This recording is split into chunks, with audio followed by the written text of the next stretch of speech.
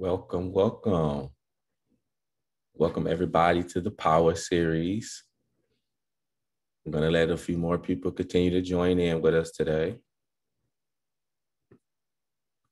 Hope everyone is having a great afternoon on your lunch hour and everything.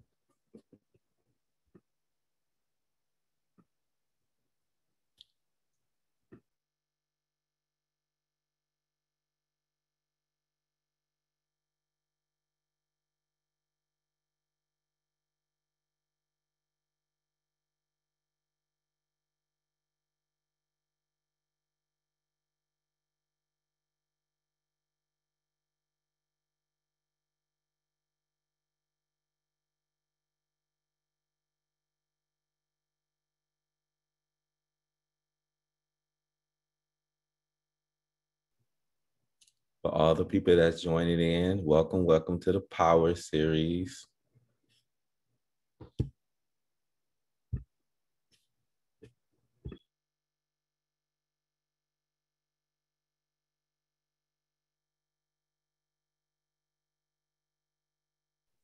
And feel free to introduce yourselves in the chat box.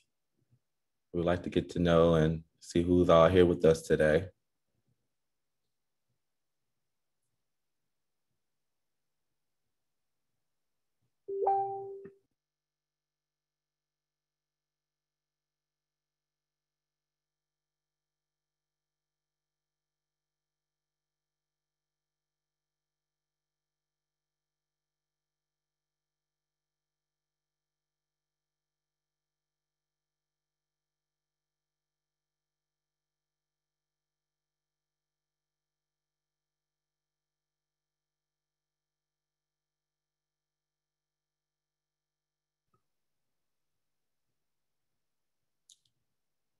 Thank you, Michael and Dana and Nia and Christopher. Welcome, welcome to the Power Series.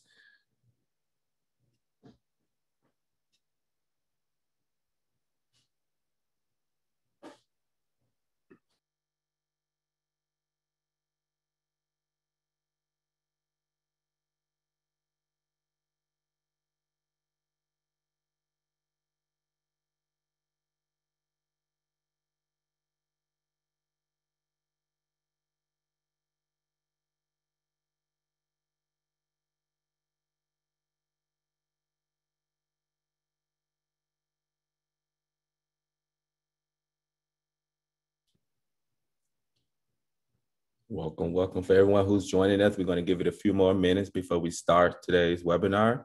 Right now, we're just doing introductions in the chat box. So feel free to introduce yourselves and what organization and city that you're from.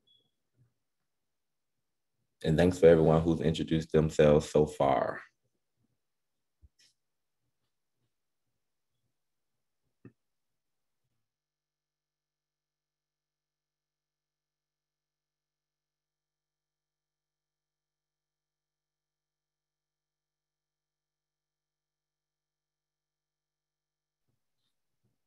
All right, so we're going to go ahead and get this started. Hello, everyone, and welcome to the first webinar of the Power Series. We're so excited that you were able to tune in with us today. My name is Tyree Daniels. I am the founder and executive director of What's in the Mirror. We are a healing justice social movement that provides mental health awareness and suicide prevention to communities of color through art, advocacy, and affirming care, with a focus on women, youth, LGBTQIA plus communities, and those living with HIV. Today, and for the next 5 months, What's in the Mirror is partnering with Black AIDS Institute to bring you sessions linking race, gender identity, HIV health, and mental health in a way that empowers us and moves us to advocate for one another and ourselves. Today, I am joined by Tanisha Lewis, BAI Senior Manager of Training and Capacity Building. Tanisha leads BAI's educational efforts and is a public health scientist with a background in public health equity. So, with that being said, we're going to turn the session over to Tanisha's expertise. She will share a few words about race, racial bias, and equity Advocacy, and then we have a Q&A period. Feel free to ask questions using our Q&A feature located at the bottom of the Zoom screen, and we'll have time to address them following the presentation. Thank you. And there you go, Tanisha. How are you today? Doing well. Thank you so much. And hi, everyone. Thank you so much for being able to join us today. I know that we are coming from across the country. I'm coming from Central Virginia. I'm just outside of Richmond. So lunchtime for me is wrapping up. I don't think I got to eat much, but I did bring the water. So we're just going to work with that for now. So hopefully we're going to have a really good time. It's going to be a wonderful discussion. Like Tarek said, just feel free to use the Q&A feature. We've got a lot of material to cover. So whenever a question pops up in your mind, just use that feature. If you're not sure how to use that feature, it's okay. Just use the chat. We'll get it that way too. All right, so I'm going to share my screen. Okay. And Tarek, can you see that? I can see it. Perfect. All right, let me know if anything changes or if we have any problems, because like right now I can't see the chat or the Q&A or anything. I can just see you and my PowerPoint. All right, so today, we're going to talk about race, racial equity, and advocacy. And so this is sort of an introductory PowerPoint to race and anti-Blackness, bias, and discrimination, which can be its own college course in itself, and actually it often is. But it's going to be a chance to really get to understand that these terms, how they relate to health outcomes, particularly health as it relates to HIV across America. So like Tarek said, my name is Tanisha Lewis. I use she, her pronouns, and I am BAI Senior Manager of Training and Capacity Building. So pretty much I direct all of BAI's educational efforts, and then we work with health departments and organizations and institutions to build capacity so that we can work to ultimately end the HIV/AIDS epidemic. So before we get going with our material for today, let's just talk about a little bit about BAI, just so you can get to know us and what we're doing. So BAI's mission is to stop the HIV/AIDS epidemic in Black communities by engaging and mobilizing Black institutions and individuals to confront HIV. It was founded in 1999, and our former president, Phil Wilson, worked in LA, which is where we're still headquarters, though we have staff and chapters and affiliations all over the country. So we're used to this nationwide thing like we're doing today with working with the different time zones and all that kind of thing. So it's not an issue. And since 1999, BAI has educated health department staff and peer educators, community organizations, and even public health professionals to act upon ending the HIV epidemic in Black communities. So that's why we're coming to you today, because we're linking all the things that we're talking about today in this series to ultimately improving mental health outcomes for people of color, for folks who identify as LGBTQIA+, so that we can all reach what we call equity, which is what we'll talk about today as well. So really quickly today, we're going to be able to talk about race as a social construct. And if you're not quite sure what that means, that's all right, because we'll explain it later. We're going to also be able to compare and contrast implicit and explicit bias, which we'll go over as well. And then we'll talk about examples of these things called microaggressions, and we'll also talk about these big structural or systems issues related to racism and how that impacts health outcomes and other wellness outcomes like HIV. And then lastly, we're going to talk about equity and how we can become equity advocates.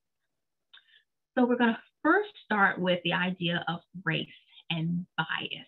And so I'm sure most or all of us have heard of both of these terms, but the meanings of them have changed over the years. And I want to start back in time with history to give a real understanding of what this is. So let's start with race. So way back in the day, and I mean, I'm talking 1400s, 1500s, race was a concept that was used only to talk about in terms of people or plant and animal species who were in the same geographical region. So if they all lived in one area of the world, they were the people and the plants and the animals, that race of that area. Okay, but then as European colonialism happened, so that's when you had the Europeans going out and colonizing areas, Europeans and also Americans, because remember, America was colonized as well, wanted a way to separate themselves from the people that they felt superior to, and that they were often enslaving, particularly Black people around the world, including the Americas. So what we have is a country like America who was founded on these principles, where the folks who are considered our founding fathers were, they felt superior to others, and they wanted a way to separate themselves. So we've got here on the slide, it's called the Notes of the State of Virginia. This is one of Thomas Jefferson's works. He's our third president, considered our founding father, the one who wrote all of these freedom and papers about our rights and sent them over to England, right? So this is him talking about Black folks. So he says, I advance it as a suspicion that the Blacks, which by the way, never say that, which are originally are a distinct race or made distinct by time and circumstance, are inferior to the whites in the endowment both of body and mind. So what does that mean? So he's saying that Black folks are inferior to white folks and both physically and mentally. So he's making separation. So he's helping to turn the use of race into something that can justify slavery, justify white supremacy. So then he goes on to talk about comparing them by memory and reason, which is, you know, their ability, which is Black folks' ability to be logical and to comprehend, and even imagination. It appears to me that in memory, they're equal to the whites. So thanks, Thomas Jefferson. At least he gives us credit for having good memory, right? But in imagination, or excuse me, in reason, much inferior. So saying that Black folks cannot reason very well, and in imagination, they are dull, tasteless, anomalous. So saying we lack imagination, and that he's never seen an elementary trait of a painting or sculpture. Saying Black folks don't have artistic talent, aren't able to do these complex things like the white folks could do. If I was there, I'd probably say, excuse me, but I'm sorry, you know, if my ancestors didn't have enough time, you know, to devote to pleasing you with art, though they did plenty, especially with music. But, you know, maybe if you took them away from the cotton fields a little bit, or maybe if you gave them their freedom, they could do a little bit more and show you a little bit more, but I digress. So this is Thomas Jefferson ultimately saying that race is now going to be used as a way to separate white Americans and Black Americans. And this is how we're going to justify enslavement. And so, one quick thing I wanted to mention too is that ultimately the point I want to drive home is that race is something that's made up. People made that up. It's not genetic. I did not inherit race from my mother. I inherited her genes, but I did not inherit race. Race is something that we call a social construct. Society created it, particularly white men of wealth created it and turned it into something that was used to drive home that separation. It was used to justify enslavement, white supremacy, and to say that Black people were inferior or less than white folks. So Thomas Jefferson and all these other founding fathers, these are the same people who are talking about all men being created equal. Well, which men? Certainly not Black men. In fact, we know it wasn't Black men because Black folks weren't seen as Americans, and they certainly weren't seen as people. So they weren't talking about that. And honestly, they weren't even talking about anybody else other than white male property owners. So if you were a white male person of wealth, then you could be created equal with everybody else. And so then they're also talking about this liberty and justice for all thing that we say in our Pledge of Allegiance, but liberty for who? Certainly not people who were enslaved, and justice for who? Certainly not people who were enslaved. And then we also have in our founding text these things like of the people, by the people, and for the people. Of which people? By which people and for the which people? So this country, while literally founded on the backs of Black Americans, was not made for Black Americans. Quite literally, none of this stuff applied to Black folks at that time. And so you have these white supremacist folks like our founding fathers, many of whom enslaved people, and that's George Washington, Benjamin Franklin, Thomas Jefferson, James Madison, Patrick Henry, all enslavers. try to think of this way to justify the separation. So while they're arguing for freedom for their country, freedom, they also wanted to justify not freeing people that they were enslaving. So I put this little quote here. It's from Ta-Nehisi Coates, whose name sounds extremely like mine. My maiden name is actually Coates. So, we might be related. I probably should look that up. But anyway, he's this wonderful author, kind of along the lines of James Baldwin. And he says, race is the child of racism, not the father. So remember, if there's anything that you remember, please remember this. We have racism and racist thoughts, which before they were even given a name, they were there. This idea that people should be separate and that some people were better than other people, and we needed a way to define that. And from that came the idea of race. It's made up. It's not genetic. And so what's the point of all of this? So as we continue to talk about race and bias and all of that, you'll find that this made up stuff has real life health implications on how long people live now and the quality of their life. And we'll chat on that just in a bit. So those were the promises of America, but here really quickly are the realities. So you had on the left-hand side, something called pseudoscience. So another way that folks try to drive home those differences in race, trying to make it like a biological or genetic thing, is to compare skulls. And they did this in a way that was not really science, but it kind of sounded like science. So people went along with it, and they compared like the skull of a Greek person to the skull of someone from Africa to the skull of a primate, and tried to say that African skulls were very similar to the primate skulls. And so that means that clearly Africans and people who are descended from Africa are inferior to people who are descended from Europeans, right? So they use this fake pseudoscience to justify what they were doing. And then furthermore, they created governmental laws, and you'll see that this is a pattern as we keep talking. So they created governmental laws to underscore these really wild, twisted views.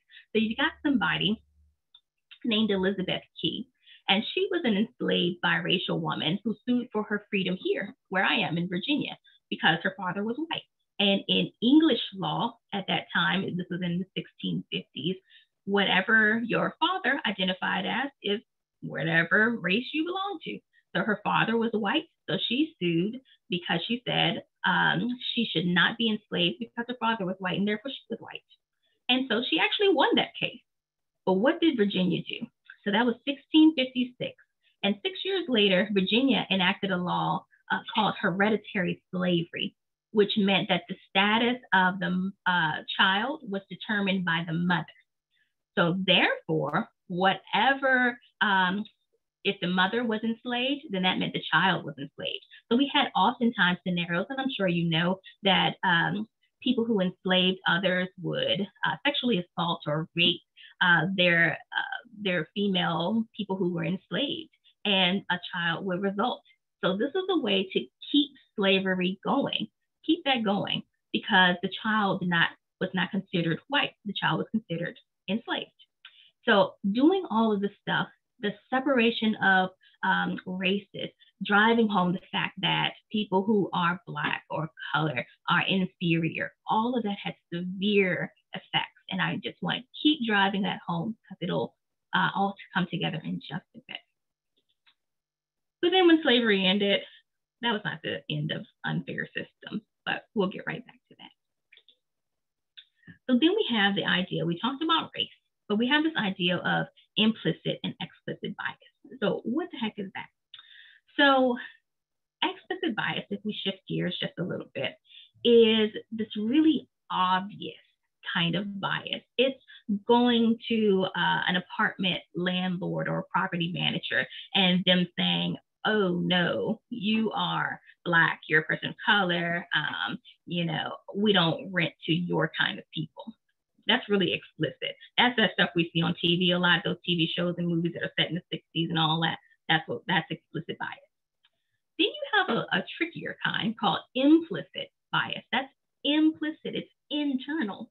So this is the kind that it kind of seems a little weird, but maybe the person who's doing it may not realize that they're doing it. these are the same people who are like, oh no, I can't be racist. You know, my best friend was Black, or I had a Black roommate. You know, it's not me. These are the same people, these quote unquote bad apples, who are really quick to draw guns on Black people and to shoot them. This is that kind of bias, that feeling of somebody who's different or othered is dangerous or is inferior. It's sort of kind of instinctual. They don't necessarily realize it's going on, but it's an instinct for folks to feel this way. And believe it or not, we all have this one. In some way or another, we all have implicit biases. And it's important to recognize that, because if we recognize it, then we can see it within ourselves and we can stop it from impacting the way that other people live.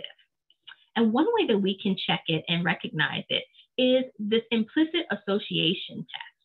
So I'm not going to really go to the site now, but I do have it here. It's at Harvard site, and you just need to Google implicit association test and it'll pop up. And it's got all sorts of categories, from race to, economic class and gender, all kinds of categories where you can sort of test your own bias.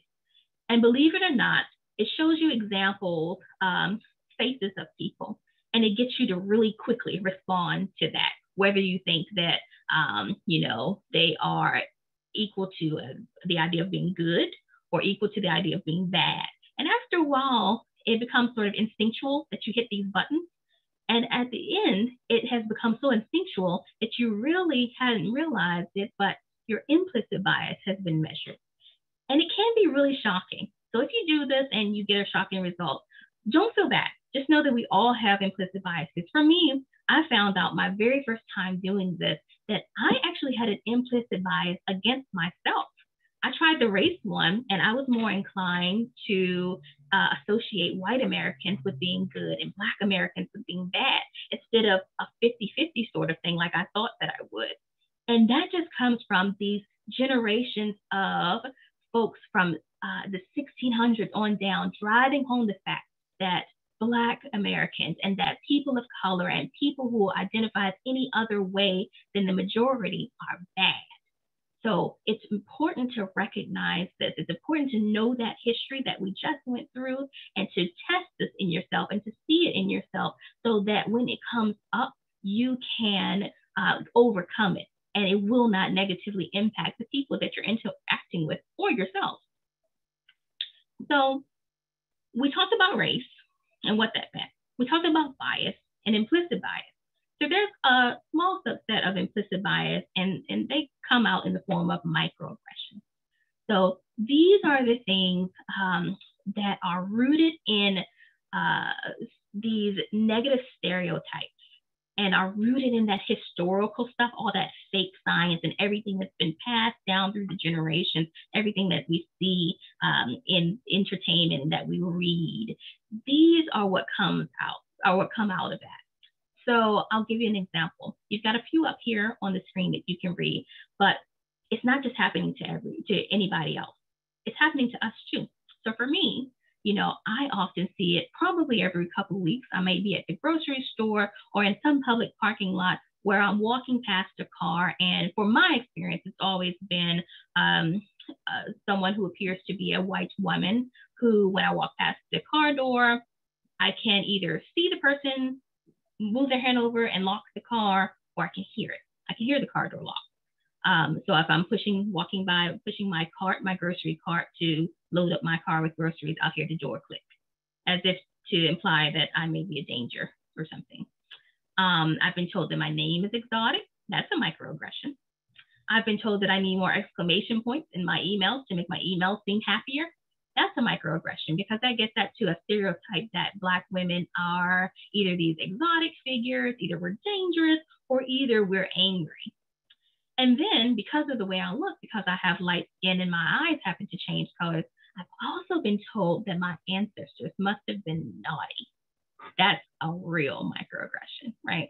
People are saying these things like they're jokes or that they're fun, they're just common conversations that anybody has, but no, they're rooted in these things that we've been talking about, this historical issues. So why am I saying all of this? All of this drives home not only the mental health of the folks who are on the receiving end of this, but also the physical health. And we'll get into that. Here's some other quick microaggressions. So that urban equals Black or urban equals poor. And, we see that a lot during the political season where folks are trying to reach the urban demographic. Or if I'm running for mayor, I say, yeah, I'm going to help the inner city youth. You don't mean urban. You don't mean inner city. You mean Black. You mean Black. So that's what you mean. And you also mean poor. One that I often am on the receiving end of is the rural one. That rural equals uneducated. If you haven't heard it yet, I've got a really Southern, really country accent from out here in Central Virginia. I'm from the country. And so people talk down to me or speak in really small words to make sure that I understand, right? And so just accents in general, coming from a different country, how often do we hear people slow way down to make sure the person understands?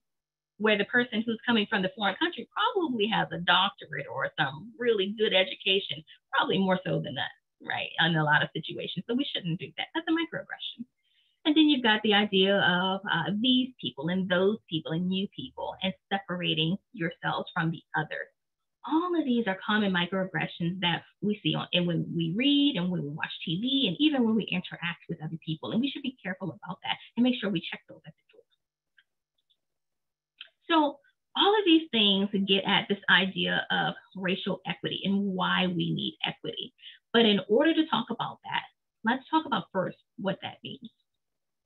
So I love this picture. It's a really great way to explain the difference between equality and equity.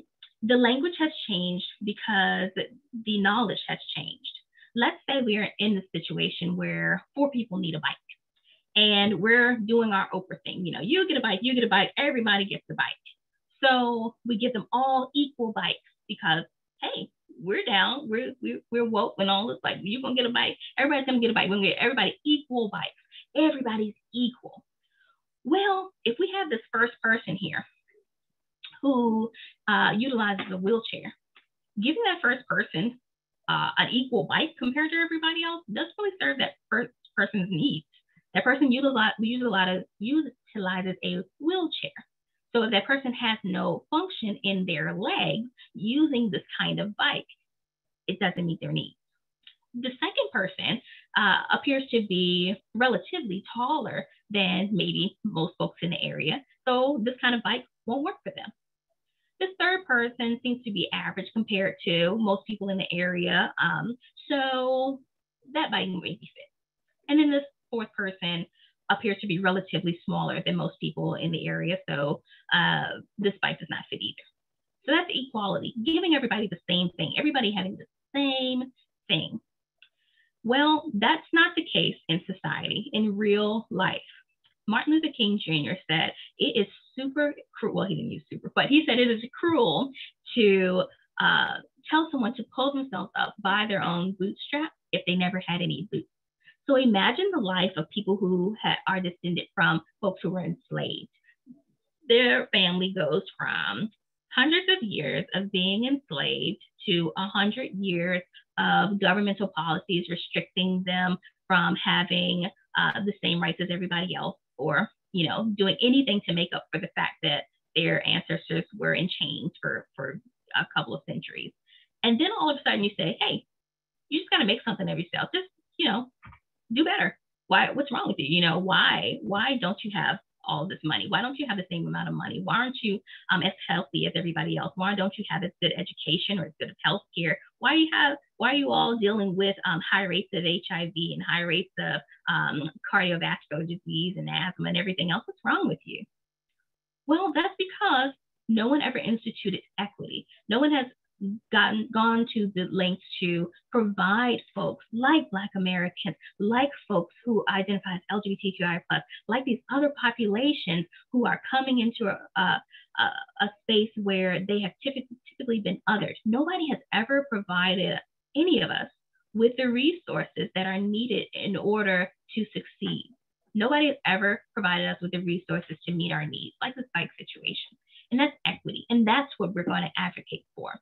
So instead of giving everybody equal bikes, we're now meeting folks' needs. This first person who has no activity in their legs, well, they get a bike to meet their needs. They can use their arms. This person may need a bigger bike. The second one The fourth one may be all right with that first bite, so that's cool. And then this fourth person, they get a smaller bite to meet their needs.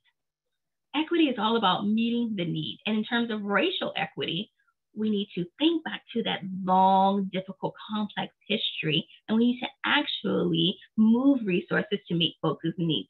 Otherwise, they have a really difficult time getting over all of these wellness hurdles.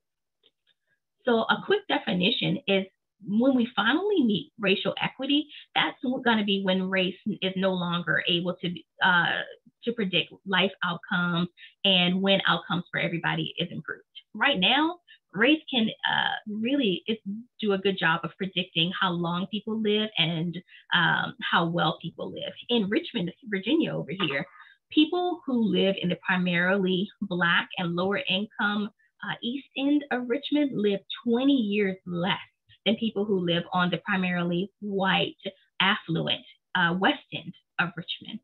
And all else equal, it's race. And so when we start to think about things like our mental health and our physical health, we have these social and structural influences. So in order to get to equity, we need to address these social and structural influences and figure out what exactly is causing this inequity. So that's what we're advocating for. We're advocating for reimagining these systems of education and food and our neighborhoods and economics, our healthcare system. We are using these resources, kind of reimagine them to use them in a way to meet people's needs, to accommodate for all of the historical factors that have led to these current health outcomes, these poor outcomes in many cases where people are dying more and are suffering more because of them. And just in case you ever come across someone who's saying it's not race, it's wealth, it's the money. Here's a quick study that shows white and Black boys who grew up rich, however the study defined that, were studied as they grew older. And the rich white boys grew into primarily rich white men, identified by these orange blocks, whereas many of the rich Black boys grew into these lower socioeconomic classes. And so they made sure that the people they included in the study were pretty equivalent, as far as how they grew up. So the only reason the researchers could determine for how the men grew up was race. It wasn't money, it was race. So even if folks grow up in wealthy environments in these beautiful, lush neighborhoods with tons of food and everything they could ever want, there's still that racial factor there. It's still inequitable. So today we continue to see that. We continue to see that in these 8 ways: finances and maternal and prenatal health and opportunities for families and education, the criminal justice system, and hiring and compensation, so basically jobs, in health outcomes, and even in how long and how well people live. So for finances, we just went over it a little bit, but you see that white Americans on average make, in 2013 at least, were making a little bit over $141,000. That was the median income, whereas for Black Americans, $11,000. You see that in health outcomes, 63% of the United States adults are obese, 62% of that are white Americans, 69% are Latinx Americans, but 70 and 72 are Native and Black Americans. Those are racial differences there. And then, of course, there's the HIV disparity. So you have that, if we look at this first figure, Black Americans make up about 13% of the American population. So if you have a room full of 100 Americans, about 13 of them will be Black. Then you have the middle figure, where if you have a room of about 100 people living with HIV, about 42 of them will be Black. So we went from having a room of 100 Americans and 13 being Black to a room full of 100 people living with HIV and 42 of them being Black. That's not proportionate. And then something similar, of new people new diagnosis of HIV, a room full of 100 people who have been newly diagnosed, 42, once again, are Black. That's not proportionate. HIV continues to be a public health crisis in Black America. All right. And these disproportionate effects are especially apparent among Black folks who identify as gay and bisexual men. Approximately 1 out of every 2 Black Americans identifying as a gay or bisexual man is estimated to acquire HIV in his or their lifetime. And of Black people living with HIV, while 85%, which is a wonderful number, though we can improve, of course, though 85% are aware of their status, just under half are retained in care. So we've got these really big disproportionalities across health outcomes and wellness outcomes overall. So what can we do about this? How can we empower ourselves, empower each other, advocate for ourselves, and advocate for each other? And I'll close with these slides and take questions in a bit. So to create equity, first we have to consider this idea of intersectionality. So I've been talking about people as Black Americans, people of color, as folks who identify as LGBTQI+, but there's not just one thing that makes up a person. There are all of these other things called and this is called intersectionality. All of these things feed into who we are. And it's important for us to recognize that about each other and to take that history of each of these pieces. So not just the race part, not just the sexuality or the gender expression, but to take all of it into account when we're dealing with one another and working to check that bias at the door. That's one way we can first start to advocate for equity. Another thing is to get rid of these myths. We've got this myth like, I don't see color, or, I don't see gender expression, sexuality. Well, you should. You should, and you should embrace them. That's the next way to advocating for equity, is normalizing the differences in each other, the differences that make us so unique and so special. And then to really make it happen, we can do things every day. We can partner with one another, do full staff training. We can create a racial equity learning group like a book club. We can attend regional and national trainings. We can collaborate even with local police. We can challenge the local entities like schools and local health centers to be better and to act. And we can make sure that there is Black representation in terms of racial equity in decision-making roles, and do something called everyday advocacy, where we're moving from just having diversity, where there are some people of color there, to moving into inclusion, which is, having some more folks making some, decisions. That's great. But ultimately, we want to move to racial equity, this third image here, where the policies and the practices guide our outcomes on diversity and inclusion. It's not just enough to say we're diverse. It's not just enough to say we're inclusive. We have to make sure that underlying policies make sure that this is sustainable. And then if you feel like that's a really big task and you're going to need some time to work on that, here are some things that you can do every single day. So there's something called everyday activism or everyday advocacy. These are activities that you can do anytime, any day, and make big change. What does that look like? Well, we can see something that's gone wrong, link up with our friends, family, and neighbors to do something about it. That's how Black Lives Matter started. We can meet with policymakers. And if you want to start right now after today's talk, you can talk to family, friends, and even some of your colleagues about this stuff. When you hear something, say something. When you see something, say something. That's a popular thing, but it's true. And then the last point that I want to make is just this. We all hold biases based on our life experiences and our environment. Remember that we all have implicit biases. It's just what we do about them now that matters.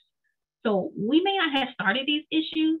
Remember, we talked about them starting in the 1600s and well before that, and driving all the way until now. But what's our role now? Just because we didn't start them doesn't mean we don't have a role in fixing them. Think about it. Are you benefiting from other people's oppression? And we should use everything that we've gone over today as a foundation for learning about other people, for advocating for equity, advocating for one another and ourselves, and working to have our biases coexist with the real facts. And so if you want to reach out to me for this PDF, feel free to contact me. You can take a picture or screenshot of this information. You can also feel free to subscribe for updates at blackaids.org, or feel free to follow us online. Thank you all. Thank you, Tanisha. That was amazing. And so at this time, we do want to open it up for questions and answers. And so we do have our first question, Tanisha. I'm not sure if you can. Yeah, so. Yeah. Okay. Yeah, I can read it. And so it seems like there's a comment, and if there's a question in there, I'm happy to answer it too. What says, the disproportionate number of Black males identifying as gay bisexual doesn't include those not identifying, but messing around with and DL, or not even admitting that they're engaging in sexual activity with other men. So in reality, those numbers are low. Yeah, you're right. There are so many ways that people choose to identify and express themselves that the scientists can only right now do so much. And there's always going to be times where the participants may not give the whole truth, or there's going to be something like in the health records that may not fully reflect the fullness of folks in this country who are being studied. So in fact, the stats that I gave, just like the person just mentioned, are likely very much worse. Even though the stats I gave you were awful, they're likely even worse, just because of the different ways that people choose to express themselves and to think of themselves. So you're absolutely correct. And I'm seeing some great comments here. One comment is, when you're accustomed to privilege, equality feels like oppression. Yeah, you're right. And that's one point that I would love to drive home for everybody.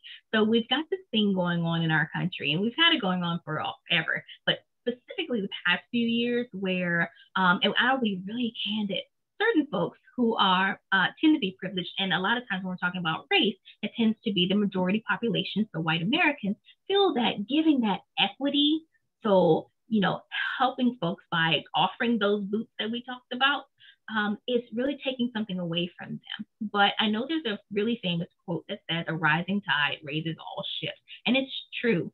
If we just make sure that everybody has the resources that they need, taking into account all of the historical oppression, in fact, it will actually raise us all up. And I'm sure our economies would be boosting, our healthcare system would be boosting, our taxes will probably go down. We spend so much money in taxes paying for these emergency visits for folks who do not have health insurance, for one. So that's one way that all of us can benefit by just being decent human beings to one another. Is there any other question? I'm happy to answer anything you have to say, or comments. Feel free to comment in the chat as well. I have a question for you, Tanisha. Sure. So I was wondering, how do you feel like agencies can respond to implicit bias in the work? How could they address that? How could they create that kind of culture at agencies that's doing the work, especially when we say HIV and its impact on Black Americans? Yeah, that's a great question. Thank you for that. So the first thing is to learn. There's this concept called cultural humility that says we never know enough about one another. We always must be in a state of learning. And so that is what I would recommend to any agency, organization, or individual interested in doing better and making a difference. Learn all you can. If you need to reach out and partner with someone in your locality, your state, or even an organization like BAI, a national organization, feel free to do so. That's why we're here. We're here so that we can ultimately elevate one another, so that we can do better, and live well. Someone asked, you use people of color. How do you feel about terms like BIPOC and other terms that are used? I personally want to be specific with people. I think that terms like people of color and BIPOC can be too general at times. If you mean people of color, say people of color. But if you just mean Black people, say it. It's not offensive. And I think a lot of times we tend to skirt around the issues by using these PC terms or terms that like somebody said was PC, like BIPOC, to include everybody. And that's fine when it's used for that reason and we mean it for that reason. If we're talking about everyone of color, let's say that. But if we're using it to just skirt around the issues and not really get to the truth, then that's no better than those microaggressions that use one word to mean something else. So if you are meaning something else, if you mean Black folks, say it. There's nothing wrong with saying Black Americans, and just say it. Anybody else?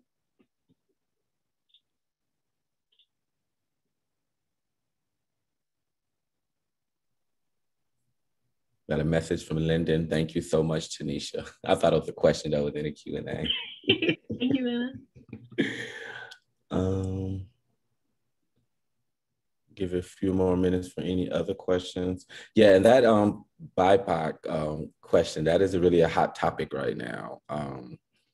And using that to address, health disparities. And it's like, it's kind of hard because the data is usually separated by race in a lot of ways. So to use that word so general wouldn't kind of align with, the health disparities that we're talking about when you just say BIPOC, And not everybody is the same. So my experiences identifying as a Black woman are not the same as experiences from other cultures. So unless we are really talking about everyone, don't use it.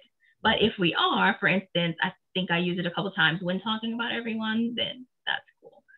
But be specific as possible, especially when as appropriate. We've got a comment talking about a couple of books that helped. One is The Sermon to White America, Stamped from the Beginning, and The Warmth of Other Suns, and The New Jim Crow. That's a really good one. That's a really, really good one. And so I read something the other day that talked about how enslavement or slavery never ended. It just changed a bit. And so watching documentaries like there's one about the 13th Amendment and how technically speaking, people are still enslaved if they're incarcerated and can be treated as such. That's really good. And understanding, building your knowledge base is the very first step, because if you know better, you can do better and you can reach out to make change. Someone asked, how do we get to a point where we mobilize and become equitable? That's a wonderful question. So the very first step is building the knowledge base. So understanding what it is that you're trying to do and understanding the history of it. We went over it very briefly here in the few minutes that I had. There is so much to understand. Reading is a great part of that. So get the knowledge and then link up with some folks who also want to make change. Reach out. Contact policymakers, form coalitions locally. BAI, one of the things that we do is we help with that. We train on coalition building. We train on mobilization. As a matter of fact, this coming summer, we will have an application cycle to open up for one of our flagship educational programs called the Community Mobilization College. And it's all about that.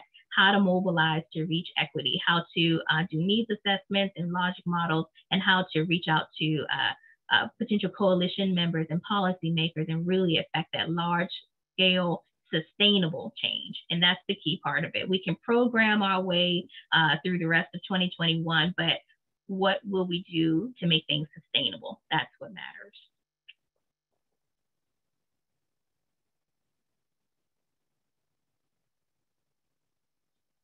Someone mentioned that, the documentary on Netflix. Yeah, 13. Yeah, I was like, is it 13? The 13th Amendment? Something like that. I didn't want to say in case I was wrong.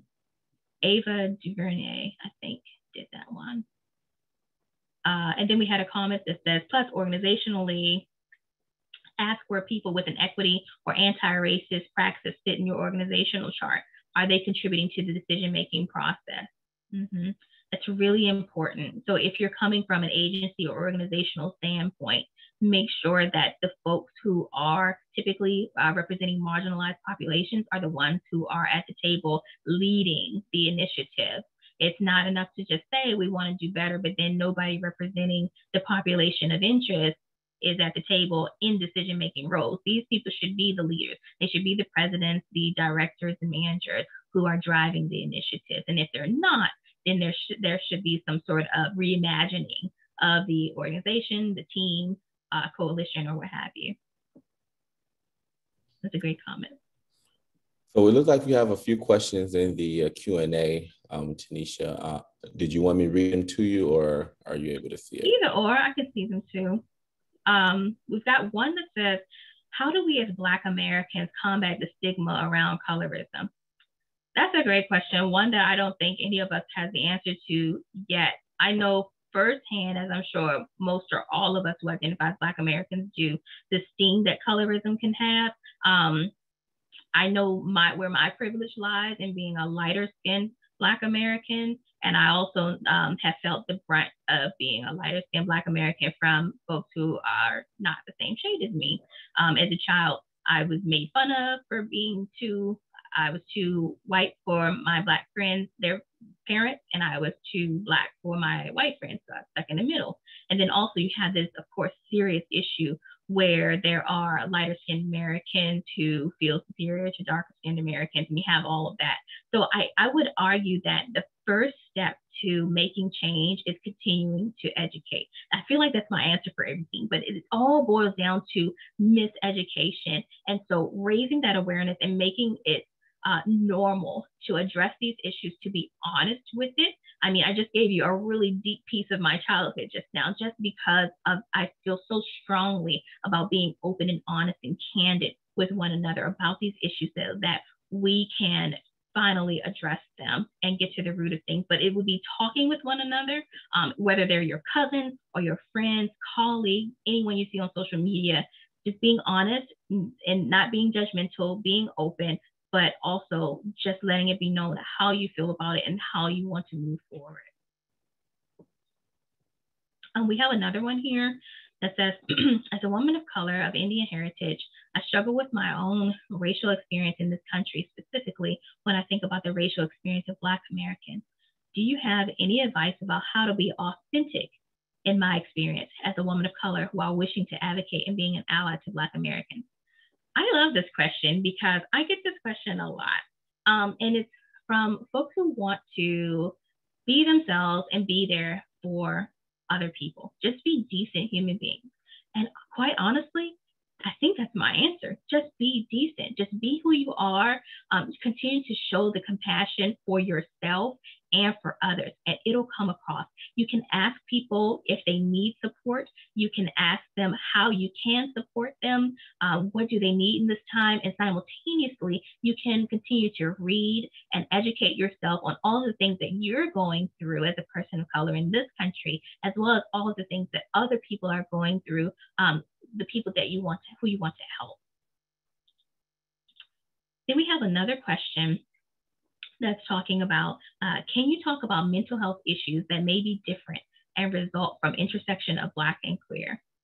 Well, one thing I can think of right away is the idea of suicidality. And so a lot of times the intersection of being Black and also identifying as part of the queer community or LGBTQIA+ community can include othering not only from the majority of Americans, so white Americans, but it can also include othering from your own community. And so particularly folks who grew up in religious communities where they are othered by maybe Christians and the church, that can really negatively impact someone's mental health and the way that they grow up, to the point where folks can become depressed or feel hopeless, where you're sad for 2 weeks or more, in considering planning and attempting suicide. All these things are really driven by that othering and that intersection of being Black and also belonging to the LGBTQIA+ community. And so prior to me being at BAI, I worked at a behavioral health organization where we studied and monitored surveying children in middle and high school who were beginning to identify as LGBTQIA+, and they also were predominantly Black.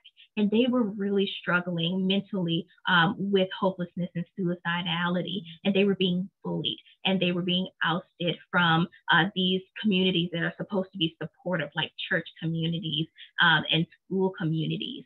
And so these are the mental health issues that are different from only identifying as Black and only identifying as part of the queer community. And so when you put the two together, you have not only the stigma and trauma of all of those hundreds of years of institutionalized racism, but you also have the stigma and all of the trauma that comes with identifying as other in terms of how you choose to express yourself and whom you love. We have a question that says, in these Ending the Epidemic meetings, so EHE meetings, I keep hearing that disproportionate groups, especially the Black community, want to see people who look like them taking care of them. I am a white identifying gay man living with HIV, so I have some of that intersectionality. But are there ways or resources I can look into to more properly engage with the Black community and creating meaningful involvement in my community? My first answer to that is thank you for being open and honest with this question. I love this question. My second answer would be to call us. This is exactly what we do at BAI. So we help folks and organizations to find their place in making a change. And so if we can help you with increasing your knowledge base and also increasing your partnership with people in your locality and your partnership with us, we're happy to do that. Reach out to us. And beyond reaching out to us and talking to us, you can do some of that on your own. So you can continue to increase your knowledge base. You can reach out, form a coalition, or just form a partnership with folks who are already doing the work in the community you want to serve so that they can tell you what's needed. And so most importantly, the community can tell you what's needed and where you're needed and how you can best act. Because believe it or not, you are white identifying, and so that means you carry a ton of privilege and a lot of power, and you can use that for good. You can become an excellent ally. All you need to do is just reach out. So feel free to do so with me or with some of the local organizations in your area. Can I please drop the email on socials? Okay, I will add my email in here right now. It's Tanisha, for anyone who's listening after this, it's Tanisha L at blackaid.org, and that's TENESHAL at blackaid.org. All right, and we've got a couple more questions that I'll try to hurry up and get to. I'll answer them very quickly because we have 2 minutes. So someone says, NAC promoted recent CDC reports that show incidence percentage of new cases of HIV have among non-Hispanic African Americans has remained the same over the past decade. What's one thing you think Black CBOs can do to make a change? Addressing these systemic issues. BAI has come up with 4 pillars called the We the People plan, which is the Black plan in HIV in America. We found that even though the past 2 presidential administrations have done something toward addressing HIV, they have not done enough and gone far enough to address the systemic and structural issues that perpetuate disproportionate effects of HIV in Black America. So I would recommend check us out, check that strategy out. It's really involved and includes tons of ways that CBOs can begin to make a change. We have a question that says, would you say more about the work BAI is doing with Black positive folks to address our own internalized stigma and bias? Billy Porter's 14-year son about his status comes to mind. How do we help each other as Black folks center HIV in our conversations? My first answer and my fast answer, since we have less than a minute, is continue joining this series, because that's what we're going to talk about for the rest of the entire series. We're talking about how to empower ourselves, how to normalize this conversation around positivity, and how to interact and combat the HIV epidemic in a way that is normalizing all of our experiences. So continue joining the series and also reach out to us. Okay, and then the last one that I'll do before we wrap it up, it says, I often make a point of distinguishing between people of color and Black people. Many times those who are not Black relate themselves as people of color find this to be divisive. Any advice on navigating this conversation in a productive way? Honestly, it's all about making sure that you have the right terminology and the right knowledge for yourself. If they have it wrong, that's on them. It's not a divisive term. People make it that way. People politicize things. They make things divisive. And so saying people of color is accurate when you need it. Saying Black people is not divisive. Calling people out by how they identify is not divisive. And if they have a problem with that, that's on them. Thank you, Tanisha. Thank you for that. And thank you for everyone for your questions. So it's 3 o'clock. So that does it for the session today. Thanks so much, Tanisha, for sharing your experience and insights. And thank you all for joining us today. If you'd like to reach one of us, you can reach Tanisha at the information that she put in the chat box, but you also connect with me via email at TyreeDaniels@westernamerica.org. Be sure to check us out every third Thursday of the month. Our webinars will happen, and it'll be at 1 p.m. Central Time and 2 p.m. Eastern Time. You can stay updated on all the events that we're doing together, even separately. Follow What's in the Mirror on social media, and of course, Black AIDS Institute on Facebook, IG, and Twitter. Once again, my name is Tyreek Daniels, Executive Director and founder of What's in the Mirror, and thank you guys for joining us, and have a great day, and we will see you guys next month. Thank you.